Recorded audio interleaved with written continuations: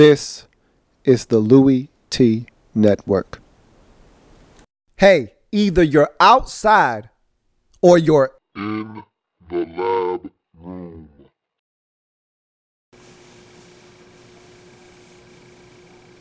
Who else could it be but me, your man, Louie T? Welcome. You are in the lab room. I, of course, am your host, Lou. Thank you for joining me. Week number 14 in the National Football League. Miami Dolphins at home taking on the Baltimore Ravens. Big game in the AFC Conference. Both teams coming into the game at 7-5. Both teams need this win desperately. Similar game took place between these two teams last year, earlier in the season, of course.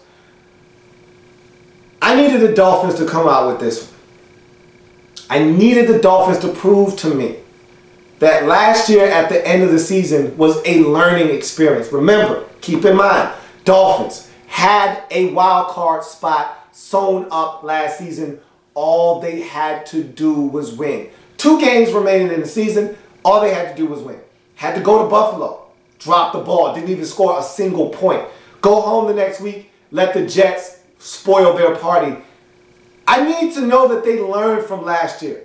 Okay? Dolphins have a golden opportunity here to beat a team that's fighting with them for that same spot that they're chasing after. Baltimore coming to the crib. What have you learned, Miami? Show me. You can talk to me all day long about what you've learned. Show me. If you're Baltimore, this is a gutty, battle-tested football team.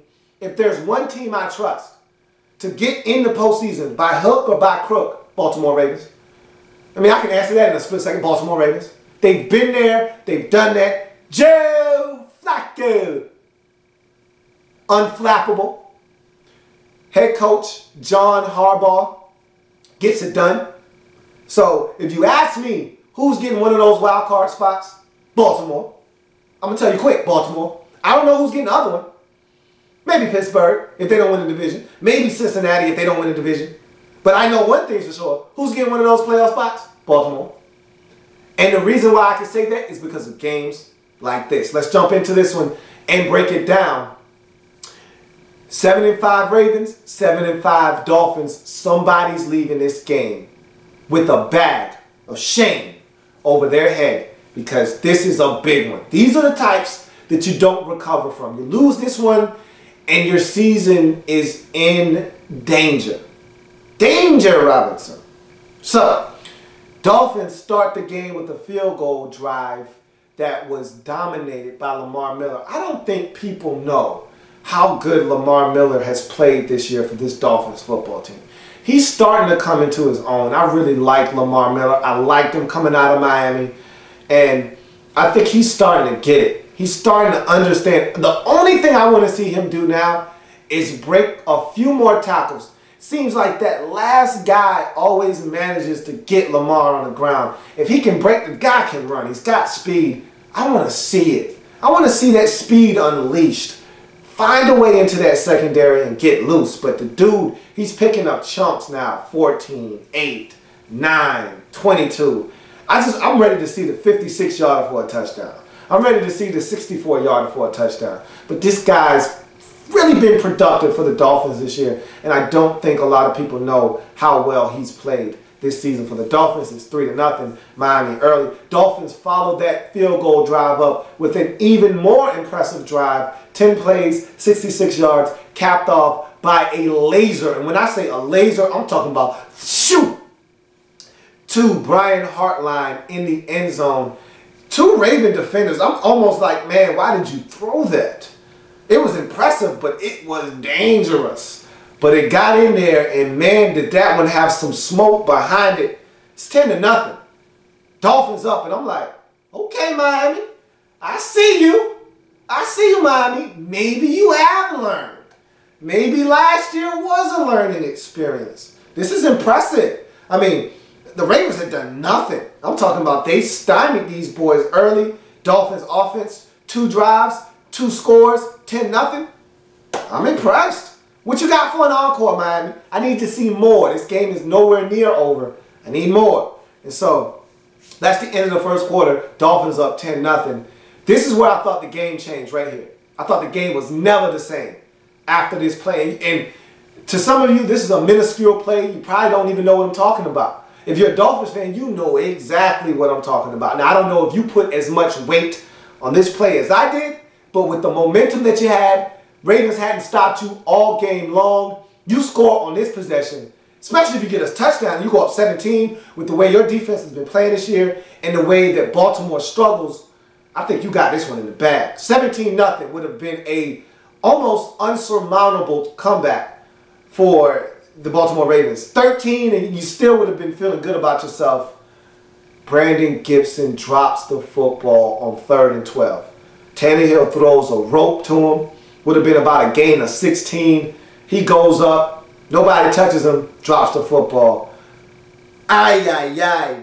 I thought that's where the game changed.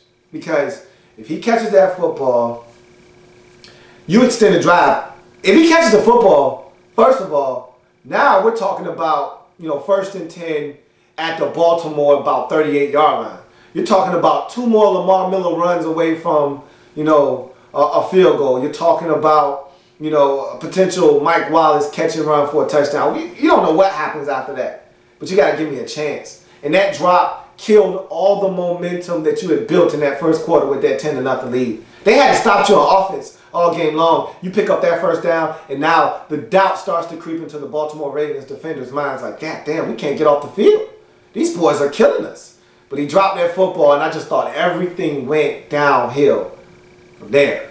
So, Joe Flacco with a terrible decision on 3rd down. He knows better than this, man. But the thing I love about Joe, man, is unflappable. He makes a dumb mistake like this. And, there's only a couple of guys in the league that are unfazed after making dumb mistakes like this. This was stupid. I mean, Joe knows better than this, man. I looked Joe in his eye. I said, Joe, what are you doing? What were you thinking on that play? He said, you know what, man? I was just trying to give my man an opportunity. I'm like, but you do know who that was, right? Like, he said, look, it was R.J. Stanford, man. What was I supposed to do? I said, hey, okay, I get it. I understand. It wasn't Brent Grimes that you were over there testing. It was R.J. Stanford, man. He said, okay, I tried to give my receiver an opportunity to make a play one-on-one. It wasn't the best of throws, but I thought I gave him a chance. R.J. was looking for the football. My guy wasn't. I lost. I said, all right. I guess I could take that explanation. Had it been Brent Grimes, I would have had some choice words for Joe. But Joe said, hey, it was R.J. Stanford, man. I had to take a chance. All right. Bad decision, bad throw, interception in the end zone. You can't do it. At worst, you got to come away with a field goal there. And Joe knows that. Joe knows that. But big play by R.J. Stanford to come away with the pick. Still 10-0. Even though the Dolphins don't give up anything there, that drop by Gibson is still in my mind. I'm still saying, man, this interception would have been a hell of a lot better up 17-0, up 13-0 than 10. And so after that, the Ravens had a tremendous drive that changed the complexity of this game going into the half. 12 plays, 97 yards. It seemed like the never-ending drive. And they just slowly matriculated the ball down the field. And they end the first half with a 2-yard Steve Smith play on a speed out. It's simple speed out. You QB waggle, you get outside. Guy runs a speed out to the outside. Hits Steve Smith in the corner of the end zone. Touchdown, 10-7 is your halftime score as they score that touchdown with 2 seconds left on the clock before the half. And so you already knew, for as well as the Dolphins played in this first half to only have 3 points to show for your lead, you already knew where this was going. I knew where this was going. You had an opportunity to put these boys away and you didn't. You had to pay now. So you come out of the halftime break, Dolphins up by 3. Ravens go 75 yards in 11 plays, scoring a touchdown on a 13-yard Kamar Aiken touchdown. It's 14-10. That's your score going into the fourth quarter. Officials dropped the ball on a potential safety call. They say that Joe Flacco was out of end. He was not out of end. That was a safety, okay? The Dolphins got jobbed there, but look, you had opportunities. I'm not going to sit here and put this on the officials. Yes, that safety changes the complexion of the game. Absolutely. You go from being down 14-10 to 14-12. You get a free kick. You're going to get great field position off of that free kick. You might get a field goal, take the lead. I mean, anything could have happened. You could have gotten a touchdown. Yeah, it would have changed the game, but you had opportunities, okay? That was a bad call. Yes, absolutely. I think that was a safety, but you still had a chance to stop the Ravens and win this game, and you didn't. And so the Dolphins are able to force a punt, and after that near safety, Ravens punt from their own end zone. Dolphins sold out, tried to get a block, couldn't get it. Get great field position though. Get the football all the way down to the Baltimore 4-yard line. Got to settle for a field goal. Again, I need you to get in the end zone. And Ryan Tannehill misses Mike Wallace wide open on a corner route on second down in the end zone. Overthrows him by about 2.5 yards. Can't happen. And I said, in order for the Dolphins, in order for Tannehill and this Dolphins offense to take the next step, you got to hit Mike Wallace on the deep ball. And this wasn't even a 56-yard deep ball like the ones I'm really referring to, but this was a 25-yard corner route. I need you to hit that. And look, the good quarterbacks, I talk about the distinction of the great quarterbacks from the good quarterbacks from the mediocre quarterbacks. And the distinction from the great ones to the good ones is they don't miss. When you give them an opportunity to hit, they don't miss. And right now, Ryan Tannehill, for all the good things he does in the course of the game, he misses too often. And they needed a touchdown right there. They didn't need to settle for a field goal. That's a win for the Ravens. You settle for a field goal and the Ravens feel like, God damn, we just came away with a W. Okay? We're still up by 1 after almost giving up a safety. After them getting all the way to the 4-yard line, they got to settle for a field goal. We still up? Oh, that's a win for us. Get in the end zone. You had an open receiver. You got to hit him. He didn't.